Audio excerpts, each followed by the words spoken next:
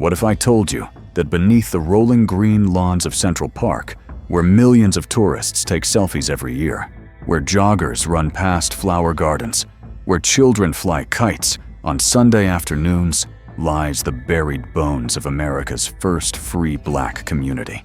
What if I told you that the most famous park in the world was built on top of a thriving black neighborhood, where families owned property, attended church, sent their children to school, and voted in elections?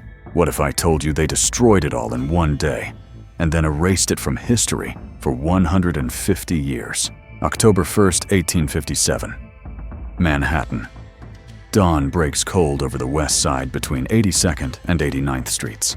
Elizabeth Smith stands on the porch of her 3-room house, watching 200 police officers march up the dirt road toward her home. She is 53 years old. She has lived here for 32 years. She owns this house. She has the deed in her hand. Behind the police come men with sledgehammers and axes. She knows what is coming. Everyone in Seneca Village knows what is coming. They have been fighting it in court for 4 years. They lost. The sound of breaking wood echoes across the village. 50 homes being demolished at once, walls collapsing, roofs caving in.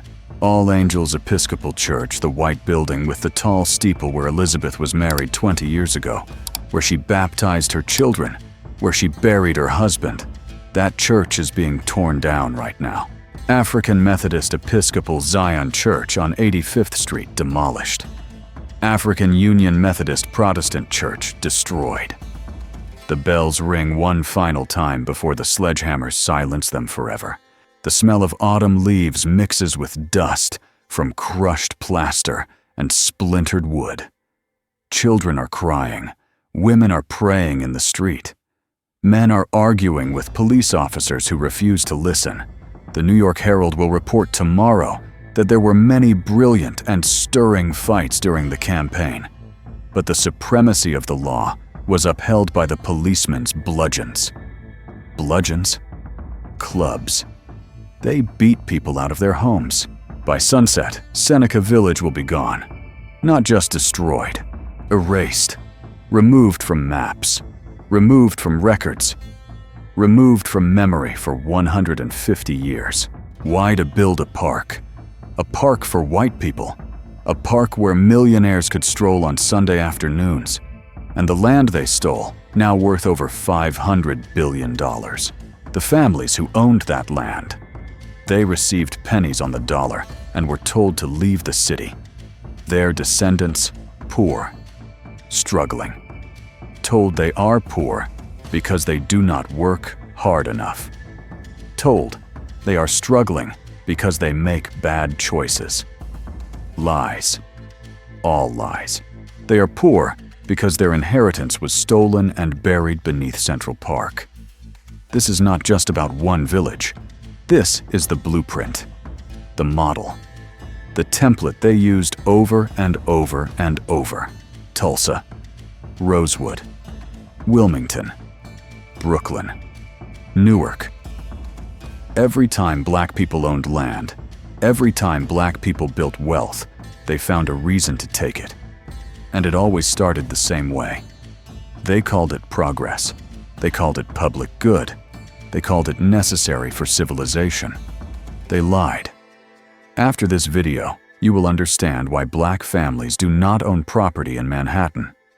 You will understand why the wealth gap exists. You will understand why eminent domain is a weapon designed to steal from those who cannot fight back. And you will never look at Central Park the same way again. This is not ancient history. If your family lived in New York in the 1800s, this happened to them or someone they knew. If your great-great-grandparents owned property, this is why you do not. If you have ever wondered why your family rents instead of owns, this is the answer. Your ancestors were property owners. They were landowners. They were taxpayers with voting rights. And they had it all stolen in the name of a park. By the end of this video, you will know how 225 black families lost $32 million in today's money, so white people could have a place to picnic. You will know how the same tactic was used to destroy every thriving black community in America. You will know how this theft connects directly to why you struggle to buy a home in 2025, and you will demand the debt be paid. Let me show you the truth they buried 6 feet underground. 1825. New York City. Slavery still exists in most of the United States. In the South, millions of black people are still enslaved. But New York passed gradual emancipation in 1799. By 1827, enslaved people in New York would be legally free. For the first time, black people in New York could walk the streets without being someone's property. But freedom on paper does not mean freedom in reality. Where could they live? Where could they own property? Where could they vote? Where could they build a future? His name was Andrew Williams, a black bootmaker living in Lower Manhattan, a free man trying to survive in a city that did not want him. Most black people in New York lived in crowded boarding houses in the worst neighborhoods. They rented rooms in basements with no windows. They paid high rent to white landlords who knew they had no other options. They could not vote because New York law said only property owners could vote, and black people were not allowed to own property in most parts of the city. But Andrew Williams had a plan. In 1825, he did something almost impossible for a black man. He bought land, 3 lots on the west side of Manhattan between what is now 82nd and 89th Streets. This area was far from the city center, very far. In 1825, New York City only went up to about 14th Street. Everything above that was farmland and rocky wilderness. The land Andrew Williams bought was considered worthless, too far away, too rocky, too steep. No one wanted it, which is exactly why he could afford it. Andrew Williams paid somewhere between $75 and $100 for those 3 lots. That is about $2,500 in today's money, for land that is now worth hundreds of millions of dollars. But in 1825, it seemed like a bad investment. Rocky hills, no roads, no water system, no neighbors, just empty land that white people did not want.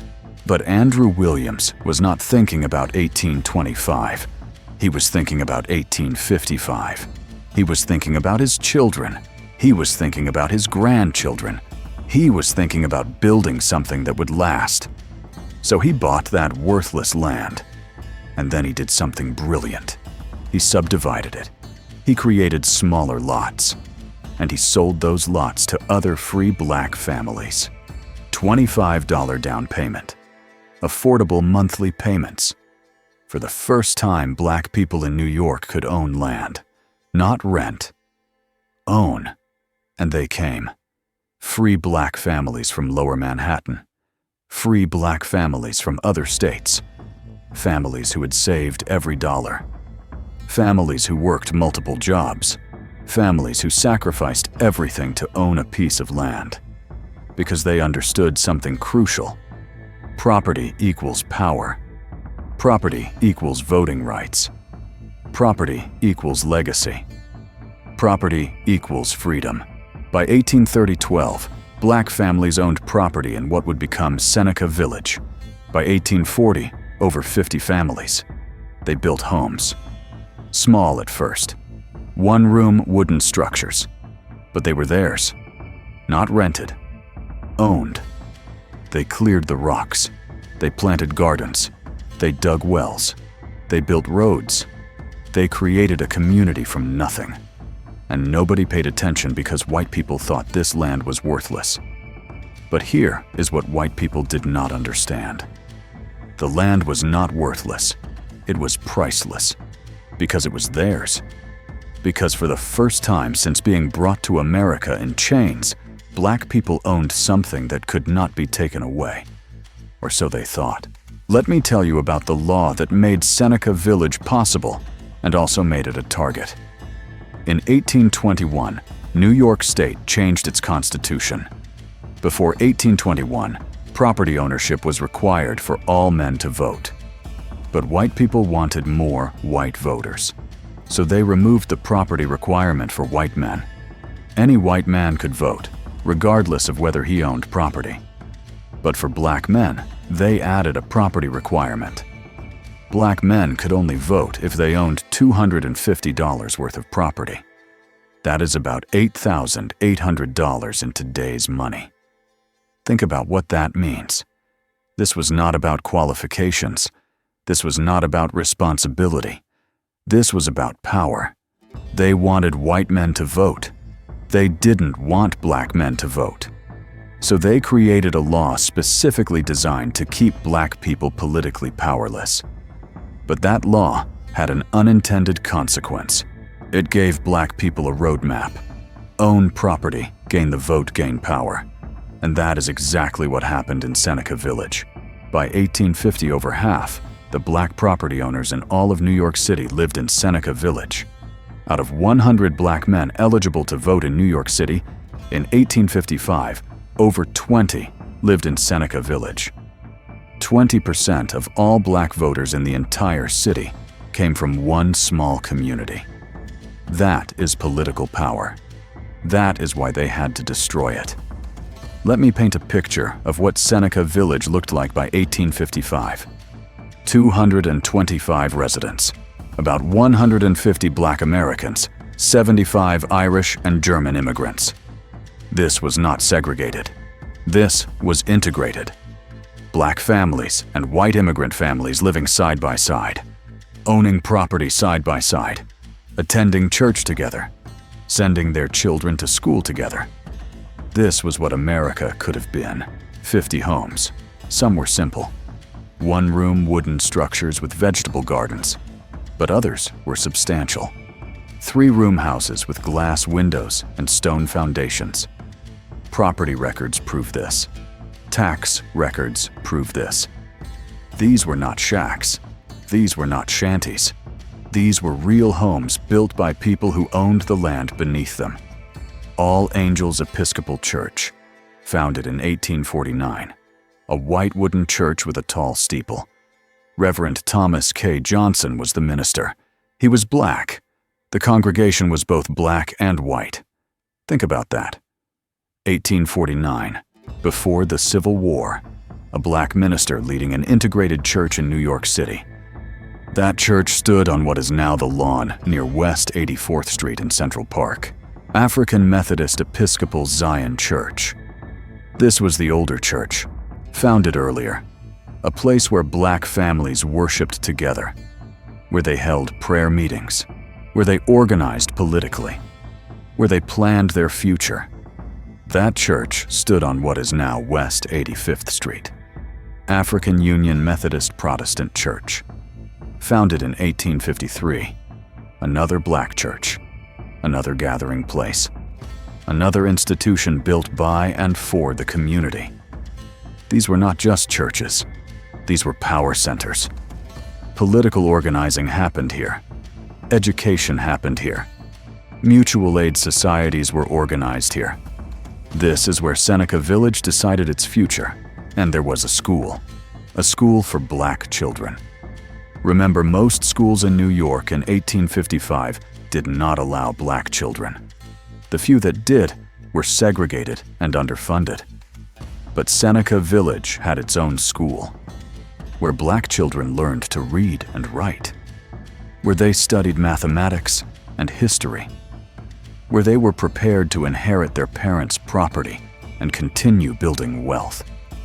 There was a cemetery, where community members were buried with dignity, where their graves were marked, where their families could visit and remember. That cemetery is gone now. Dug up, bodies relocated or lost, gravestones destroyed, erased. Let me tell you about some of the people who lived there.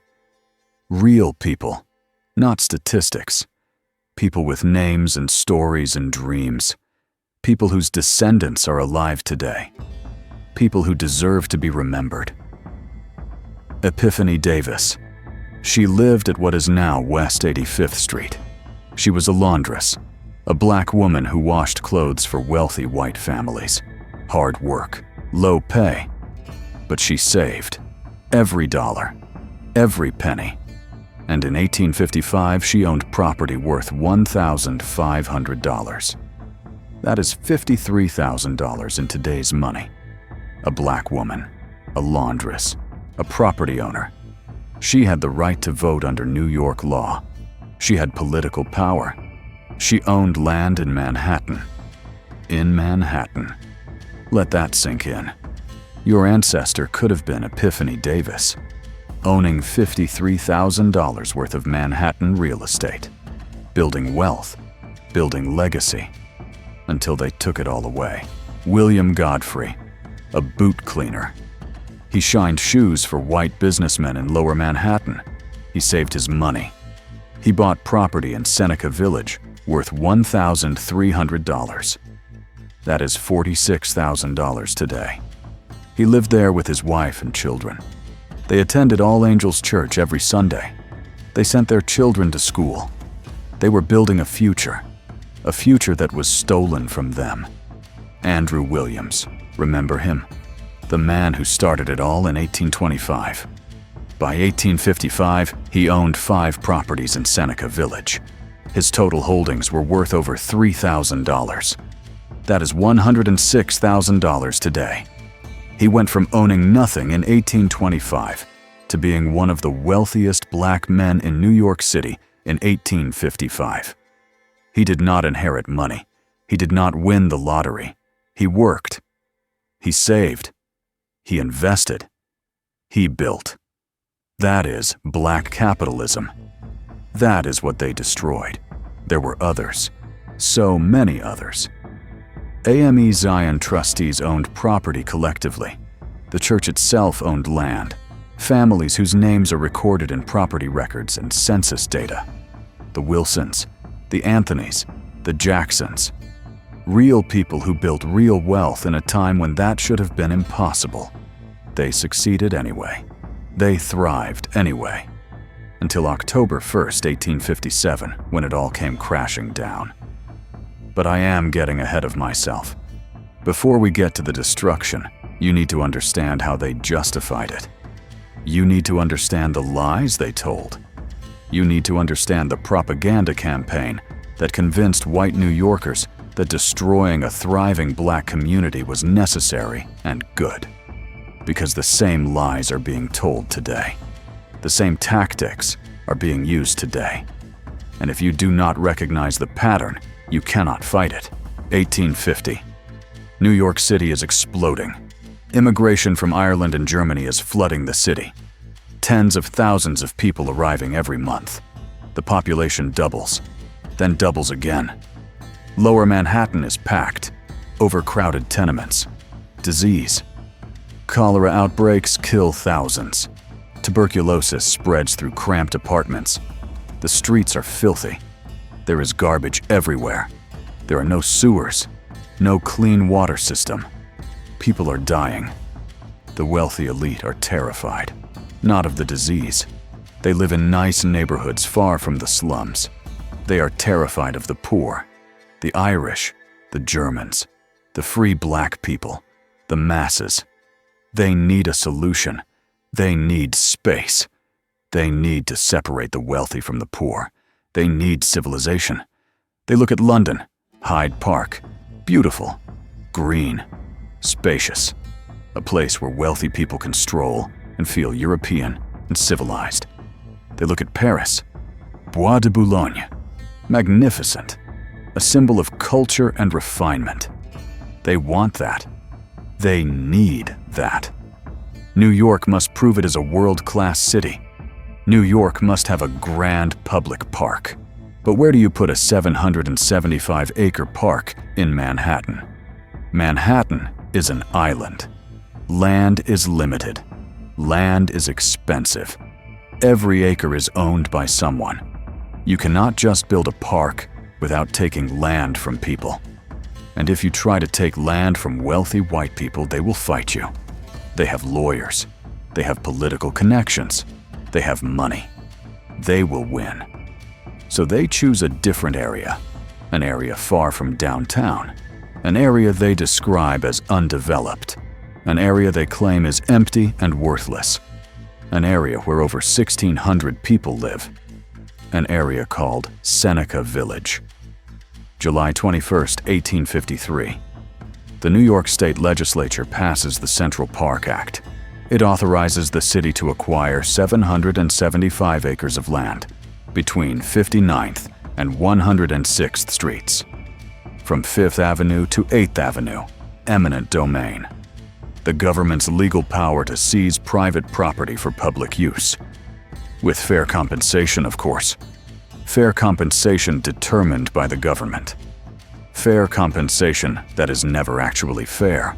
Now, here is what they do not teach you in history class. Central Park was not the first choice.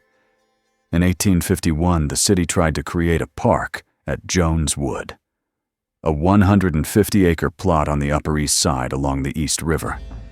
Beautiful waterfront property, perfect for a park. They passed legislation to seize it. But there was a problem. The landowners were wealthy, very wealthy. White businessmen with political connections. And they were not about to let the government take their land. They fought back. Hard.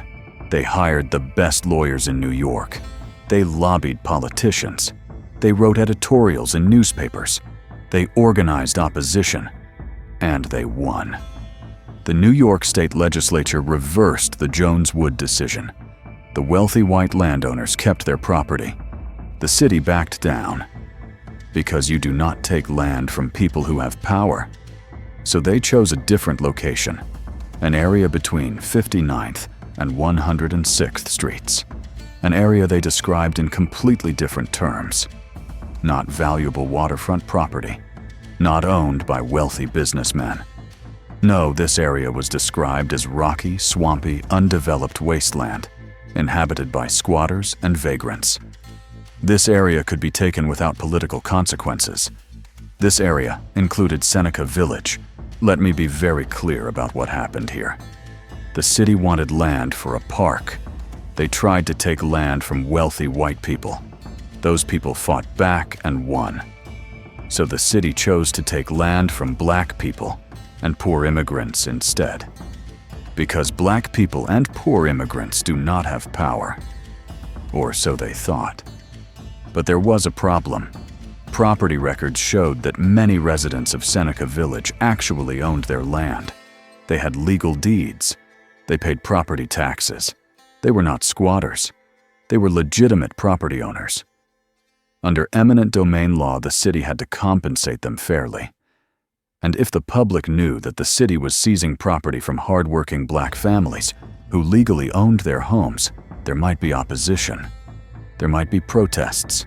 There might be political consequences. So they launched a propaganda campaign, a coordinated media assault designed to make white New Yorkers believe that the people living in Seneca Village were criminals and squatters who deserved to lose their homes. This was not accidental. This was strategic. This was evil. And it worked. The New York Daily Times, which later became the New York Times, published articles describing Seneca Village as a collection of rude huts and miserable shanties. They said the area was inhabited by squatters who had no legal right to be there. They described it as a slum, a blight on the city, a place of crime and disease and immorality. They lied. Property records from 1855 proved that 2/3 of Seneca Village residents owned their land. They had deeds. They paid taxes. They were legitimate property owners. But the newspaper lied anyway. The New York Herald published similar articles. They described Seneca Village as a dangerous area inhabited by Negroes and low Irish, living in squalor and sin. They said removing these people would be an act of public health, an act of civic improvement, an act of progress. They portrayed the seizure of private property as a humanitarian effort. They made destruction sound like mercy. Other newspapers joined in, article after article describing Seneca Village as a den of vice, a hideout for criminals, a threat to civilized society. They said the residents were drunks and thieves. They said the area was unsafe. They said children should not be allowed near it. They created a narrative of danger and decay. And white New Yorkers believed it. Because that is what propaganda does. It makes people believe that injustice is justice, that theft is progress, that cruelty is kindness. Why did they lie? Because wealthy white New Yorkers needed a reason to support seizing private property from black families.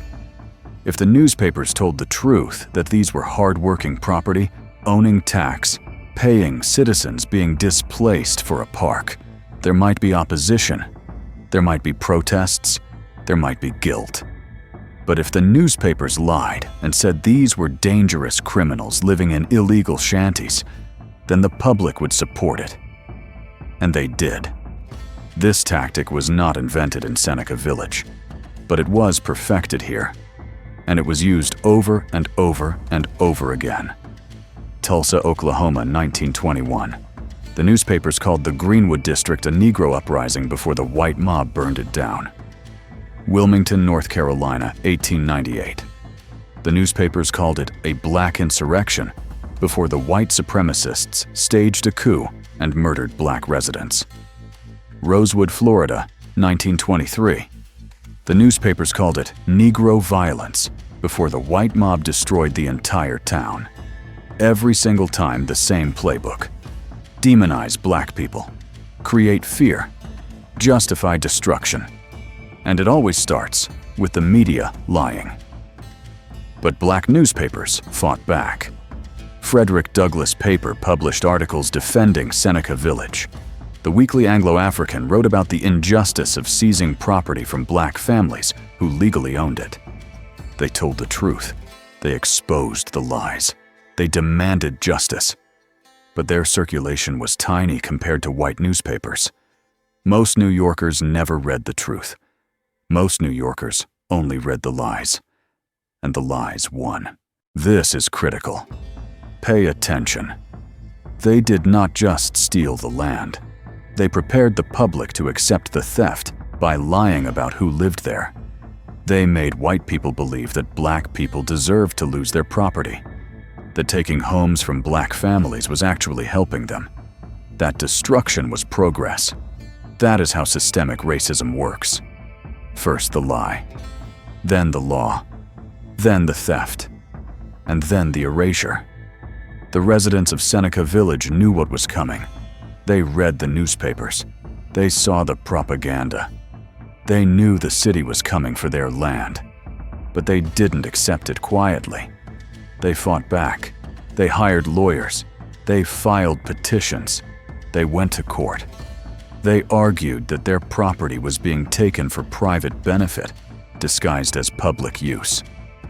They argued that the compensation offered was far below market value.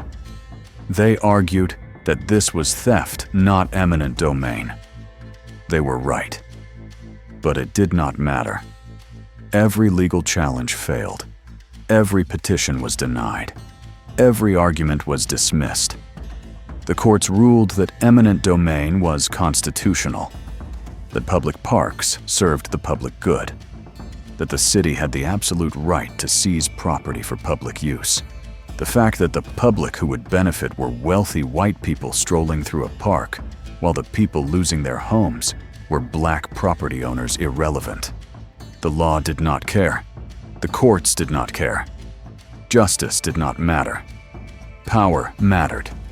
And they had all the power. Summer 1856. Mayor Fernando Wood sent notices to all residents living in the area designated for Central Park. You have 1 year to vacate. Compensation will be determined by assessors appointed by the city. You have no choice. The law has spoken. Leave or be removed by force. For 4 years, the residents fought. For 4 years, they hoped. For 4 years, they believed that justice would prevail. They were wrong. Justice does not prevail when the system is designed to crush you. And on October 1st, 1857, the system came to crush Seneca Village. What happened next will break your heart. But you need to know. You need to see. Because what they did to Seneca Village, they did to every black community that dared to prosper. And they are still doing it today. October 1st, 1857. The deadline has passed. The legal battles are over. The petitions have been denied. The compensation has been determined. The government has spoken. Now comes the violence. Mayor Fernando Wood sends in the police. Over 200 officers. They march up the dirt roads towards Seneca Village in formation. Behind them come laborers with sledgehammers and axes and crowbars. Behind them come city officials with clipboards and eviction notices. Behind them come reporters from the white newspapers, eager to witness the removal of what they have called troublesome inhabitants. The police go door to door. They knock. They do not wait for an answer. They enter. They tell families they have 10 minutes to gather their belongings, 10 minutes to pack up everything they own, 10 minutes to leave the homes they built with their own hands, 10 minutes to abandon the property they paid for with decades of labor. 10 minutes before the demolition begins. Some families comply. They walk out carrying bundles of clothes and dishes and family heirlooms. They stand in the street watching as men with sledgehammers destroy their homes. Walls collapse, roofs cave in, glass shatters. The sounds of destruction echo across the village.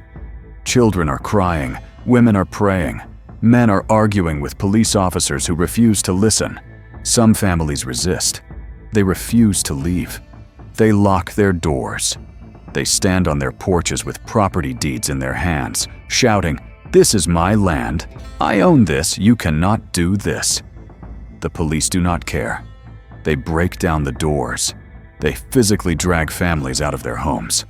The New York Herald will report tomorrow that there were many brilliant and stirring fights during the campaign, but the supremacy of the law was upheld by the policemen's bludgeons. Bludgeons. Clubs. They beat people out of their homes. They beat property owners off their own land. And the newspaper describes it as upholding the supremacy of law. All Angels Episcopal Church, the white wooden building with the tall steeple where Elizabeth Smith was married, where she baptized her children, where Reverend Thomas K. Johnson preached every Sunday, where black and white families worshiped together. The police order everyone out. Families are praying inside. They are praying for a miracle. They are praying that God will stop this. The police do not wait. They clear the church. And then the laborers move in with their sledgehammers. The walls come down. The steeple falls. The bell rings one last time as it crashes to the ground. In minutes, All Angels Episcopal Church is rubble. African Methodist Episcopal Zion Church on 85th Street. Gone. Demolished. The pews where families sat for decades. The pulpit where ministers preached liberation. The Sunday school where children learned to read. All of it destroyed in less than an hour. African Union Methodist Protestant Church. Demolished. 3 churches. 3 houses of God. Destroyed in one day. No one is arrested. No one is charged. This is legal. This is progress. This is civilization. The school where black children learned to read. Demolished. The cemetery where community members were buried. Dug up. The city hired workers to exhume the bodies. Some were reburied in other cemeteries. Many were just lost. Grave markers were destroyed. Names were forgotten. Your ancestors could be buried somewhere in Central Park, and you would never know because they erased the records. 50 homes. By the end of the day, all 50 are gone. Some were demolished completely. Others were partially destroyed and later burned. The city wanted no evidence left behind. They wanted no trace of Seneca Village to remain. They wanted it erased. And they succeeded.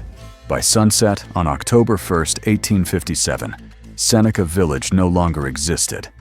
The people were gone. The buildings were gone.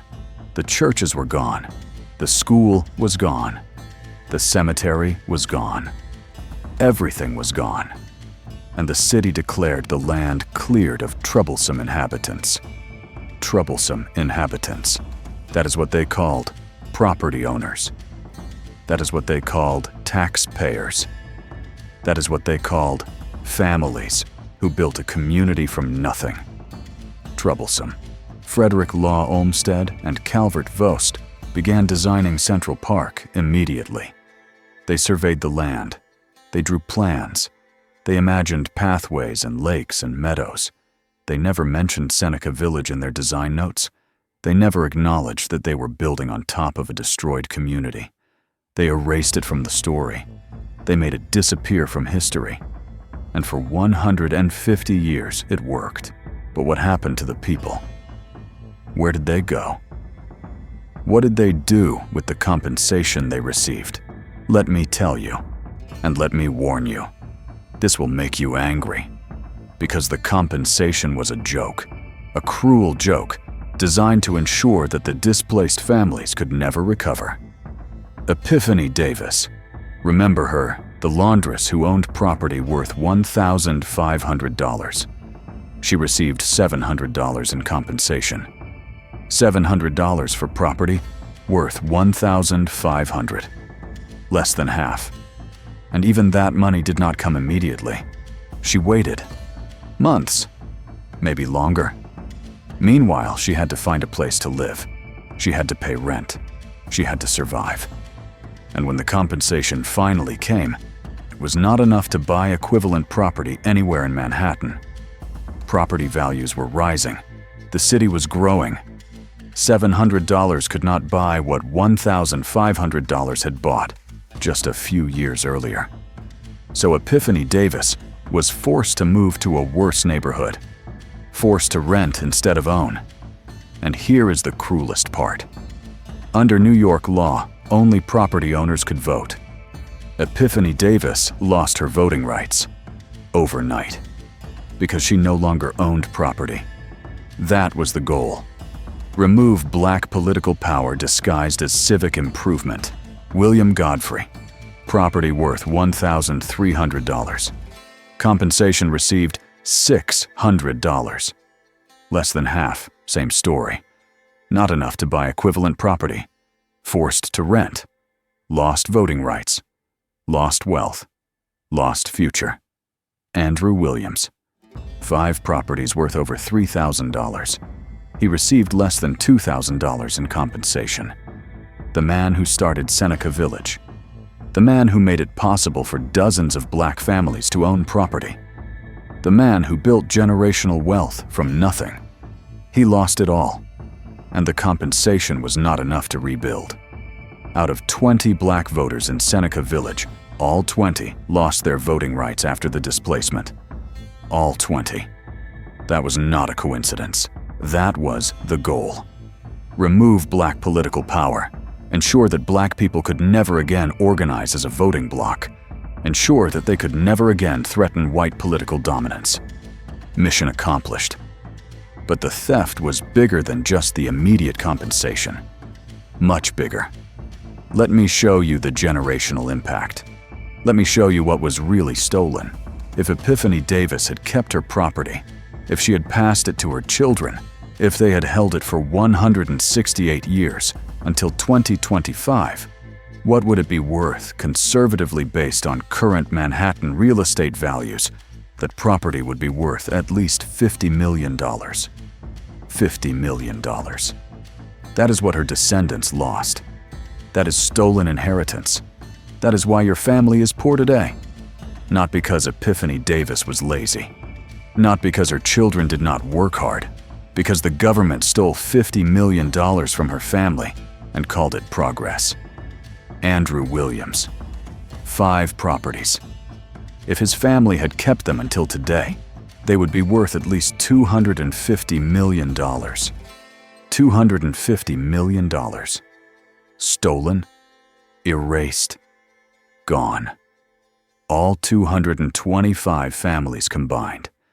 If they had kept their property until today, the total value would exceed $11 billion. $11 billion in stolen black wealth, just from one community. One community that most people have never heard of. Now multiply that by Tulsa, by Rosewood, by Wilmington, by Elaine, by Ocoee, by Springfield, by East St. Louis, by the hundreds of black communities destroyed across America. Trillions of dollars stolen. And they tell you the wealth gap exists because black people do not save money. They lie. But the theft did not end on October 1st, 1857. The physical destruction was just the beginning. What happened next was even more insidious, even more calculated, even more evil. They did not just destroy Seneca Village, they erased it. They made sure that future generations would never know it existed. They made sure that you would never know your ancestors owned property in Manhattan. They made sure the theft would be permanent. Let me show you how they did it. When they demolished Seneca Village, they did not just remove the buildings. They removed the evidence. Property records started disappearing. Deeds went missing from city archives. Tax records were lost, conveniently lost. The records that proved black families legally owned property in Manhattan gone. The records that showed how much compensation they received gone. The records that documented the names and addresses of every family mostly gone. Now some records survived.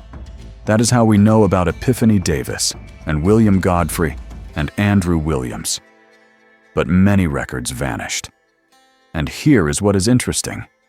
The property records for wealthy white landowners in other parts of Manhattan from the same time period. Those survived just fine. Those are preserved in city archives, available for researchers. But the records for Seneca Village lost, destroyed, erased. That is not an accident. That is a cover-up. The cemetery was dug up. Bodies were supposed to be relocated to other cemeteries. Some were. Many were not. Grave markers were destroyed. Names were lost. Today, archaeologists believe that some bodies are still buried under Central Park. Your ancestors could be there, under the Great Lawn, under the playgrounds, under the walking paths where tourists stroll every day. And you would never know because they destroyed the records. Frederick Law Olmsted's design for Central Park completely reshaped the landscape. They graded the land. They moved earth. They created hills where there were none. They filled in valleys. They planted thousands of trees. They built stone walls and pathways and bridges. They buried Seneca Village under tons of dirt and grass and landscaping. When archaeologists excavated in 2011, they had to dig 6 feet down to find evidence of the village. 6 feet. They literally buried the history. And here is something that should make you furious. Not a single photograph of Seneca Village exists. Not one. Photography was invented in the 1840s. By the 1850s, photography was common in New York City. Thousands of photographs were taken of New York in the 1850s. Buildings, streets, people events. Everything was photographed. But Seneca Village, 0 photographs. But because they knew they were committing a crime. They knew future generations would ask questions. They knew visual evidence would be damning. So they made sure there were no photographs. They made sure there would be no images of the thriving black community they were about to destroy. That erasure was intentional. When archaeologists wanted to excavate Seneca Village in 2011, the Central Park Conservancy initially resisted. They said it would damage the park. They said visitors would be inconvenienced. They said the excavation was unnecessary. They only allowed limited excavation after public pressure and media attention. Think about that. In 2011, they were still trying to keep Seneca Village buried. They still did not want the truth to come out. The cover-up continued for 154 years. Eminent domain, the legal power of the government to seize private property for public use. It sounds reasonable, right? Sometimes the government needs land for roads or schools or hospitals. Public necessity. But here is the problem. Eminent domain has been systematically used to destroy black communities while protecting white wealth. Let me prove it. Remember Jones Wood, the wealthy white landowners on the Upper East Side who successfully fought off eminent domain in 1851. They kept their land. They were not displaced. Their wealth was protected because they had power. But Seneca Village, the black property owners were steamrolled because they had no power. Eminent domain was selectively applied against the powerless to benefit the powerful. Seneca Village set a legal precedent that would be used over and over again. After 1857, cities across America realized they could use eminent domain to remove black people from valuable land. They just had to call it progress, call it public improvement, call it urban renewal, and the courts would approve it every single time. 1898. Wilmington, North Carolina. A thriving black community with black elected officials, black business owners, black property owners. White supremacists staged a coup. They murdered black residents. They burned black businesses. They stole black property. And then they used legal mechanisms to ensure black people could never return. Property was seized under various legal pretexts: eminent domain, unpaid taxes, abandoned property. The law was weaponized to make the theft permanent. 1921. Tulsa, Oklahoma. Greenwood District, Black Wall Street. The wealthiest black community in America. Over 300 black people murdered. 35 city blocks burned. 1,256 homes destroyed. And after the massacre, the city used eminent domain and zoning laws to prevent rebuilding. They changed fire codes to require brick construction. Then they refused to give loans to black people for brick construction. They rezoned the area to prohibit black businesses. The law ensured that Black Wall Street could never be rebuilt. Same tactic, different city. Same theft, 1949 to 1973. Urban renewal. The federal government funded programs to clear slums and build new housing and infrastructure. Sounds good, right? But here is what actually happened. Cities used federal money to demolish black neighborhoods and build highways, universities, and housing projects that black people could not afford to live in. They called it urban renewal. James Baldwin called it Negro removal. And he was right. Newark, New Jersey. Between 1950 and 1967, 46,000 people were displaced by urban renewal. 77% were black in a city that was only 34% black. They did not target slums. They targeted black neighborhoods, even middle-class black neighborhoods, even neighborhoods with homeowners. They destroyed them and built highways through them. Same pattern, same theft. The Federal Aid Highway Act of 1956 funded the interstate highway system. Guess where they built the highways? Through black neighborhoods, not through white neighborhoods. Black neighborhoods. Why? Because black people could not fight back. Because their property was valued lower by racist appraisers. Because eminent domain compensation for black property was always lower than for white property. And because destroying black communities was seen as progress. Interstate 95 in Miami destroyed Overtown, one of the most prosperous black communities in the South. Interstate 10 in New Orleans destroyed Tremai, one of the oldest black neighborhoods in America. Interstate 81 in Syracuse destroyed the 15th Ward, a thriving black community. This happened in every major city. 475,000 households were displaced nationwide by highway construction. Most were black. Eminent domain, again and again and again. And just like Seneca Village, the compensation was always below market value. Families received a fraction of what their property was worth, and they could not afford to buy equivalent property elsewhere. The wealth gap widened by design. The law was the weapon. Eminent domain was the bullet. And black communities were the target.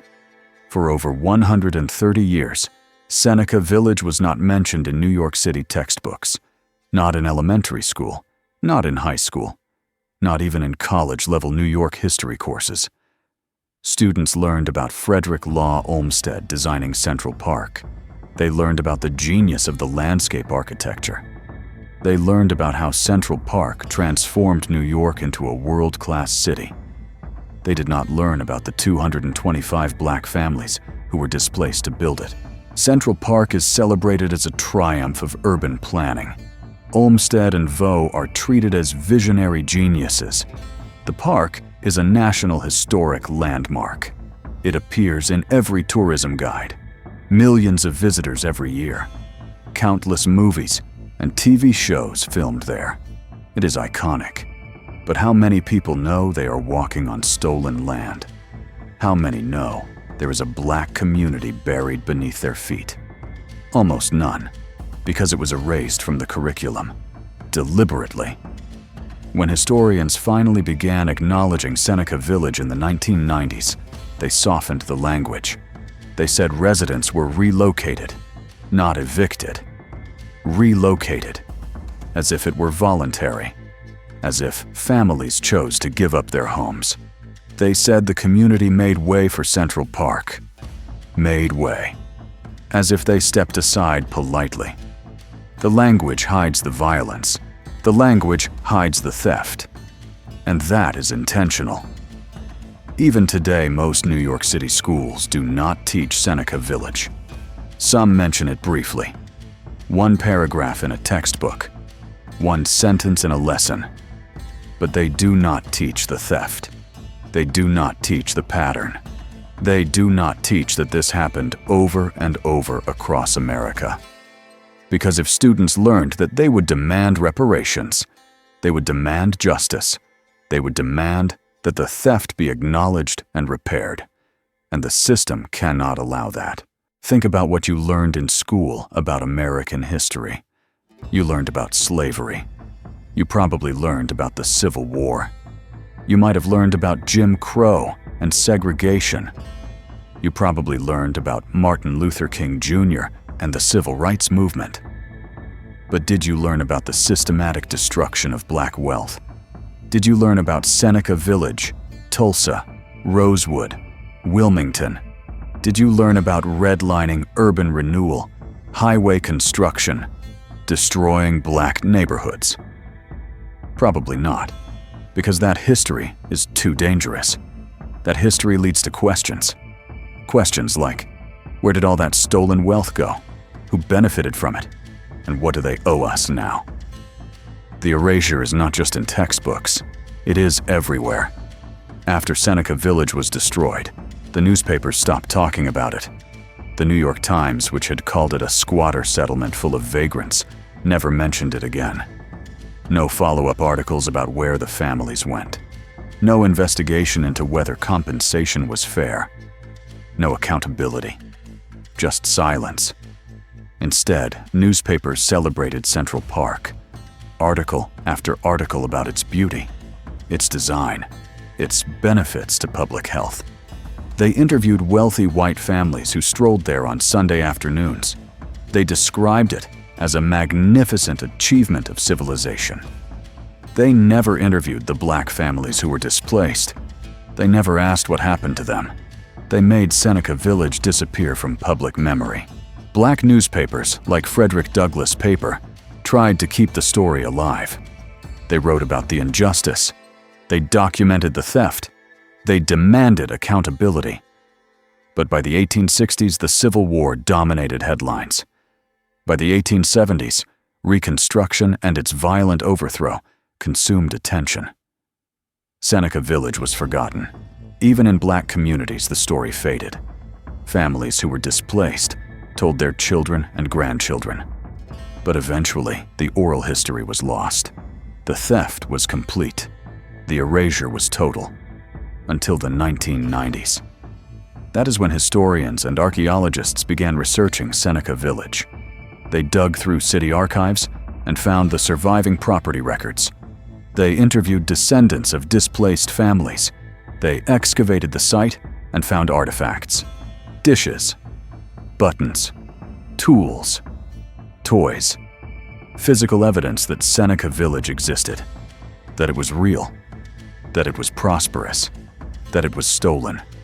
In 2011, the Central Park Conservancy finally installed a historical marker, a small plaque near West 85th Street. It says Seneca Village, 1825 to 1857, a community of property owners. That is it. 19 words. No mention of forced removal. No mention of theft. No mention of reparations. No mention of the $11 billion in stolen wealth. Just a plaque. As if that fixes anything. As if acknowledging the crime without repairing it is justice. And the media coverage when the plaque was installed, they called it a feel-good story. They said it was wonderful that Seneca Village was finally being recognized. They interviewed tourists who said they were glad to learn about this hidden history. But nobody talked about reparations. Nobody talked about returning the wealth.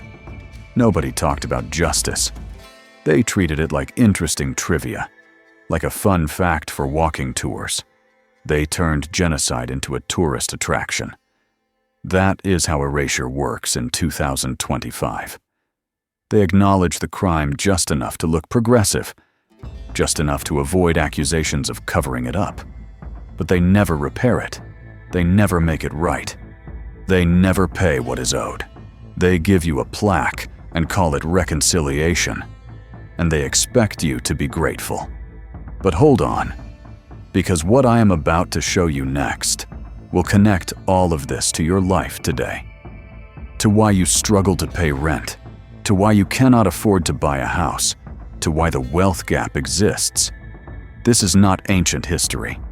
This is the direct cause of your economic struggles right now in 2025. And once you see the connection, you will never unsee it. 25. The median white household in New York City has $280,000 in wealth. The median black household has $43,000. That is a 6.5 times gap. Why does this gap exist?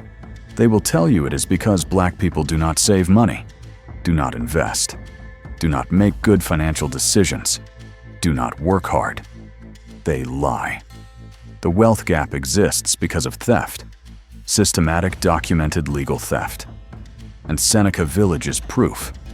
If Epiphany Davis had kept her property from 1857 to today, it would be worth at least $50 million. $50 million. Her descendants do not have $50 million. They do not have $5 million. They probably do not have $500,000. They are probably struggling to pay rent in a city where their ancestors owned property. That is not because Epiphany Davis was bad with money. That is not because her children were lazy. That is because the government stole $50 million from her family and gave her $700 in compensation. That is theft. And the compound interest on that theft over 168 years is incalculable. Andrew Williams. 5 properties. Today worth at least $250 million. His descendants don't have that wealth. They have no idea they are the rightful heirs to a fortune. Because the theft was erased from history. Because they were never taught that their great-great-great-grandfather owned 5 properties in Manhattan. Because the records were destroyed and the story was buried. That is stolen inheritance. All 225 families combined. If they had kept their property until today, the total value would exceed $11 billion. $11 billion. That is not a theoretical number. That is real wealth that should belong to the descendants of Seneca Village. Wealth that was stolen. Wealth that was never repaid. Wealth that explains why black families in New York struggle today, while white families who benefited from Central Park accumulated generational wealth. And Seneca Village is just one community. One community in one city. Now multiply that by Tulsa. Black Wall Street. 35 city blocks destroyed. 300 people murdered. Over $100 million in property destroyed in 1921. That is over $1.8 billion today. Add interest over 104 years. The descendants of Black Wall Street are owed tens of billions of dollars. Rosewood, Florida, 1923. An entire black town destroyed. Homes burned. Businesses destroyed. Residents murdered or fled. The land was stolen and never returned. Wilmington, North Carolina, 1898. Black property owners were forced out after a white supremacist coup. Their property was seized, never compensated, never returned. Across America, hundreds of black communities were destroyed. Thousands of black families were displaced. Millions of acres of land were stolen. Trillions of dollars in wealth were taken. This is not speculation. This is documented history. We have the records, we have the names, we have the property values.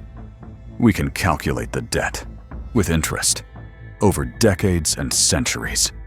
And the number is staggering. Some estimates put the total stolen black wealth in America at over $100 trillion. 100 trillion. That includes stolen labor during slavery, stolen land during Reconstruction, stolen property during Jim Crow, stolen wealth during urban renewal, stolen opportunities through redlining and discrimination. All of it adds up, and none of it has been repaid. They say slavery was a long time ago. They say we should move on. They say reparations are impossible to calculate. But Seneca Village proves they are wrong. We know exactly what was stolen. We know exactly when. We know exactly from whom. We know exactly how much compensation was paid. We know it was not fair. We can calculate the difference. We can calculate the compound interest. We can determine exactly what is owed. The math is simple. The debt is clear. The only thing missing is the will to pay it. Germany paid $89 billion in reparations to Holocaust survivors and their descendants. They are still paying. Why? Because they recognize that stolen property must be returned, that genocide demands accountability, that justice requires restitution. They did not say it was too expensive. They did not say it was too complicated. They did not say it was too long ago. They paid what was owed. But America has never paid reparations for slavery. Never paid for Jim Crow. Never paid for Seneca Village, Tulsa, Rosewood, or any of the hundreds of destroyed black communities. Instead, the stolen wealth was passed down. White families today live in homes bought with money that should have gone to black families as compensation. They inherited land stolen from black families. They built wealth on theft, and they call it hard work. Since 1989, Congressman John Conyers introduced House Resolution 40 every single year, a bill to study reparations. Not even to pay them, just to study them, just to commission a panel to investigate what is owed and how to pay it. That bill was introduced every year for 36 years. It never passed. Not once. In 2020, after George Floyd was murdered and millions of people protested, the bill finally got a hearing. Just a hearing. It still hasn't passed. Why? Because they know what the study will reveal. They know the numbers will be astronomical. They know the debt is real, and they do not want to pay it. But the legal framework exists. Eminent domain law requires fair compensation. Seneca Village families were not fairly compensated. Their descendants have a legal claim. Japanese Americans received reparations for internment during World War II. The government paid $20,000 to each survivor and issued a formal apology. Native American tribes have won land, back through court rulings. The legal framework exists. The precedent exists. The only thing missing is political will. And here is the thing. They are still doing it. Right now, in 2025. The theft has not stopped. The tactics have just evolved. They do not call it eminent domain anymore. They call it gentrification. They call it revitalization. They call it progress. But it is the same theft with a different name. Bedford-Stuyvesant, Brooklyn, historically black neighborhood. Families who lived there for generations. Churches that served the community for a century.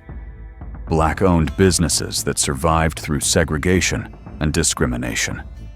And then white people started moving in.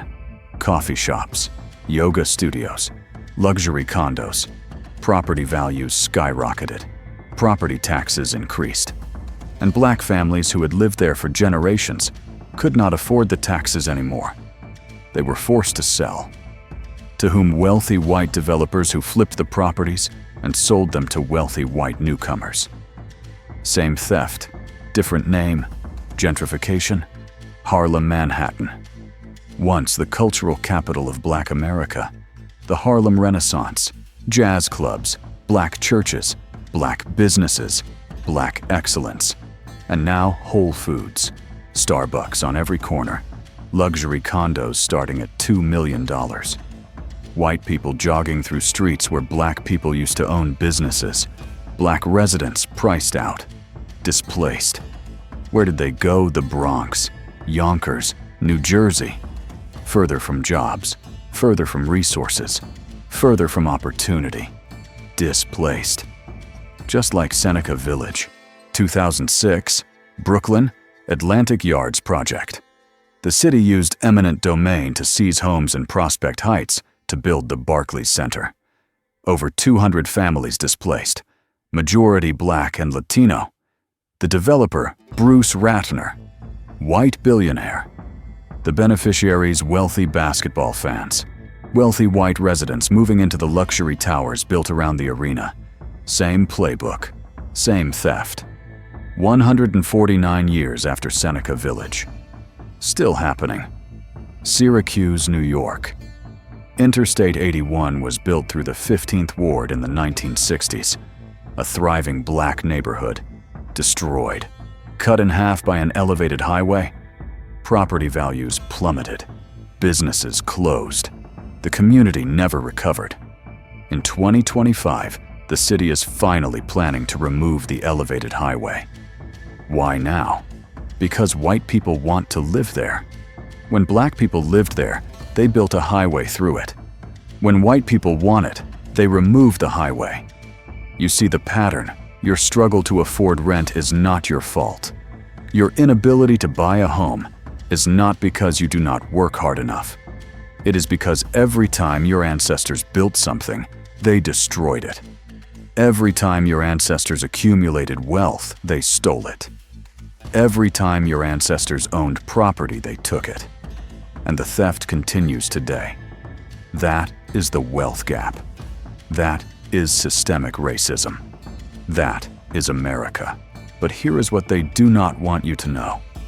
You are not victims. You are not charity cases. You are not poor because you are inferior or lazy or bad with money. You are the descendants of property owners, of landowners, of millionaires. Your ancestors owned land in Manhattan, in Tulsa, in Durham, in Richmond, in every major city in America. Your ancestors built wealth from nothing, under impossible conditions, while facing terrorism and discrimination and legal oppression. And they succeeded anyway. That is who you come from. That is what is in your blood. That is your legacy. Epiphany Davis was a laundress, a black woman in the 1850s. She washed clothes for white families, back-breaking work, low pay, and she saved every penny. She bought property in Manhattan. She owned land worth $53,000 in today's money. She voted. In 1855, when most black people in America were still enslaved, she was a property-owning voter in New York City. That is your legacy. Andrew Williams started with nothing, By 1855, he owned 5 properties. He was wealthier than most white men in New York. He built that from nothing, in a city that hated him, in a country that wanted him enslaved. He did it anyway. That strength is in your DNA. The people of Seneca Village built 3 churches. Think about that. They were not just surviving, they were thriving. They had spiritual life, community life, educational life. They built institutions. They created legacy. And they did it while white people were actively trying to stop them. That resilience is your inheritance. Seneca Village was not unique. Across America, black people were building. Tulsa had more millionaires per capita than Beverly Hills. Durham, North Carolina had black-owned banks and insurance companies. Richmond, Virginia had Jackson Ward, the wealthiest black neighborhood in America. Your ancestors were excellent, under impossible conditions. Imagine what you can do with freedom. Imagine what you can do with knowledge. Imagine what you can do with truth. You are descendants of millionaires. You are heirs to stolen empires. You are survivors of economic genocide. You are proof that they failed to destroy you. You are the answer to your ancestors' prayers. You are the generation that will reclaim what was stolen. You are powerful beyond measure, and here is the divine truth. God did not bring your family through the Middle Passage for no reason. Millions died. Your ancestors survived. Why God did not preserve your family through slavery? For no reason. Millions died. Your ancestors survived. Why God did not bring your family through Jim Crow and lynching and urban renewal for no reason. Your ancestors survived. Why? Because you have a mission. Because you have a purpose. Because you are here now in 2025, learning this truth for a reason. God preserved the story of Seneca Village. For 150 years it was buried. But archaeologists dug it up. Historians researched it. And now you are watching this video. That is not coincidence. That is divine appointment. You are supposed to know this. You are supposed to learn this. You are supposed to do something with this. What will you do? God did not give you this knowledge so you could stay silent. He gave you this knowledge so you could speak. He gave you this truth so you could teach. He gave you this history so you could demand justice. You are the keeper of this truth now. That is not a burden. That is an honor. You are the guardian of your ancestors' legacy. Every time you speak this truth, you honor God. Every time you demand reparations, you honor your ancestors. Every time you refuse to accept the lie, you fulfill your divine purpose. You were born for this moment. This video reached you because God knew you would do something with it. Will you? If this truth just changed how you see Central Park, comment Seneca below. If you never learned this in school, comment stolen. If you are tired of the lies, comment reparations now. Your comment matters. It tells the algorithm this video needs to reach more people. More black families who do not know their history. More descendants of Seneca Village who deserve to know what was stolen. Do it now. Hit that like button if you are angry. If you are ready to demand what is owed. That like pushes this video to more people. That like fights the algorithm that tries to bury truth. Every like is an act of resistance. Share this with your family, your church, your book club, your group chat. This is your history. Do not let them erase it again. Every share is an act of resistance. Every share is a vote for truth. Do it right now. Do not wait. Your ancestors are watching. Make them proud. You made it this far. That means something. That means this truth matters to you. That means you are ready for more. Subscribe to this channel right now. This is just one story. There are hundreds more. The black town in Florida that fought off the Ku Klux Klan and won. The black scientists whose inventions were stolen and patented by white men. The black millionaires murdered for their wealth. We are exposing every buried story, every erased hero, every stolen triumph. If you do not subscribe, you will miss them. And this knowledge is too important to miss. Your ancestors died, so you could know this. Honor them. Click that subscribe button right now. Show this video to your children, to your teenagers, to your college students. Do not wait for the school to teach them, because the school will not. You have to be the teacher. You have to be the historian. You have to pass this truth to the next generation. They are trying to ban books that tell this history. They are removing critical race theory from schools. They are making sure your children will be just as ignorant as you were, unless you teach them. Unless you break the cycle of erasure. That is your responsibility now. Demand that your local school board include Seneca Village in the curriculum. Demand that Central Park install a proper memorial with the full truth. Not a 19-word plaque, a real memorial with names, with stories, with the words forced removal and theft and reparations. Demand it. Contact your representatives. Tell them you want reparations for Seneca Village descendants. Tell them you want a full accounting of stolen black wealth in New York City. Tell them you want justice. They will ignore you unless thousands of people demand it. Be one of those thousands. This is not just information. This is a movement. Are you in? Will you fight? Will you demand? Will you teach? Will you share? Will you honor your ancestors by reclaiming what was stolen? The choice is yours. But know this: silence is complicity. Inaction is betrayal. Your ancestors fought. Your ancestors built. Your ancestors survived. What will you do with the inheritance they left you? The inheritance of truth. The inheritance of strength. The inheritance of resistance. Use it. Right now. Father God, we come before you today with heavy hearts and burning spirits. We thank you for preserving the memory of Seneca Village, for the archaeologists who dug 6 feet down to find the truth, for the historians who refused to let this story die, for bringing this truth to us today, in this moment, when we need it most. We pray for the 225 families of Seneca Village, for Epiphany Davis, for William Godfrey, for Andrew Williams, for every name recorded and every name forgotten, for the children who were forced from their homes, for the elders who died watching their life's work destroyed. We honor their memory. We carry their legacy.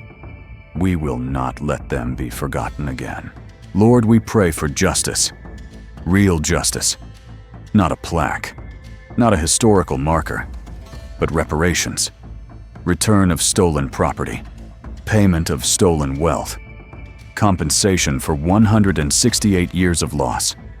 We pray that the descendants of Seneca Village receive what is owed, with interest, with honor, with acknowledgement of the crime committed against them. We pray for every person watching this video. Give them courage to share this truth. Give them strength to demand what is owed. Give them wisdom to teach the next generation. Protect them from erasure. Amplify their voices. Let this video reach millions. Let this truth spread like fire. Let the lies burn away in the light of truth. We pray that every stolen acre be returned. Every stolen dollar be repaid. Every erased name be remembered, until justice rolls down like waters and righteousness like an everlasting stream. We will not stop demanding. We will not stop fighting. We will not stop speaking truth. Because you did not bring us through 400 years of oppression to stay silent now. We pray for the strength to continue, for the faith to believe that justice will come, for the courage to demand it even when they tell us no. We know you are a God of justice. We know you see the theft. We know you hear the cries of the oppressed. And we know you will vindicate us in your time, in your way. But we will not be passive. We will fight. We will demand. We will reclaim.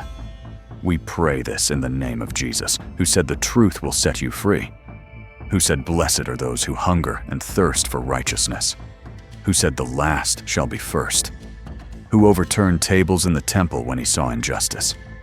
Give us that righteous anger. Give us that holy courage. Give us that divine mission. Amen. Walk in truth. Demand justice. Build wealth. Teach your children. Protect your community. Honor your ancestors. You are not victims. You are descendants of Seneca Village. You are heirs to Manhattan. You are survivors of genocide. You are warriors. You are powerful. This is your inheritance. Reclaim it.